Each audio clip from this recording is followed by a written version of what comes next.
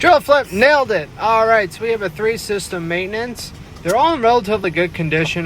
Was able to tell the filters got changed regularly. Now for the mold and the mildew and everything else like that, the blower that was really dirty was the horizontal that was in the attic, and it's just so humid inside the garage. It's gonna sweat, it's gonna produce a little bit more water, opposed to the one that's sitting inside the closet and the inside of the house. Yeah. Now with the blowers out, and the reason I always like to take them out, you can clean the pans, you can clean the whole entire cabinet, you can clean the coils. Everything is really accessible and everything's really easy. Also, you can check inside the ductwork, so that's pretty moldy.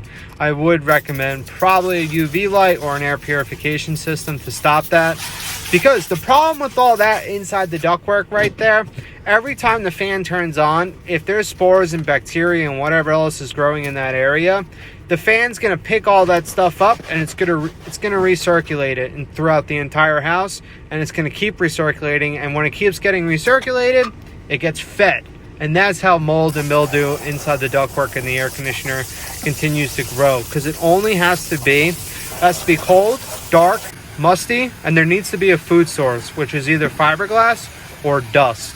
So if you have all that and it's the perfect environment, eventually over time it can get pretty bad. So I opened everything up on the outside, soaked everything out. Now the older unit was super dirty. I don't think it's ever been cleaned. The newer system, not too bad. I just still did the same thing for the exact same thing. So this one I washed out with the hose, and you can see how much dirt and mud and everything else is just flying out of it. I cleaned the hail guards just so it looks nice. It has nothing to do with anything mechanical or efficiency related. I just like it to look nice. Clean all the plugs, clean all the pans with this soap. Flush everything out with the flush and the vacuum.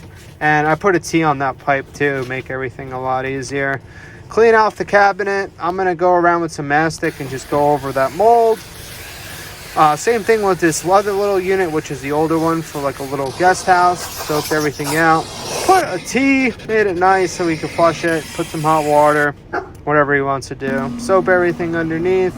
Clean everything with the outside. Check all the refrigerant levels. Check all the electronics. And then change the filters. And that's a maintenance well done. This one, for 3 systems, took me about 2.5 hours, which is pretty good. It's actually started raining as well.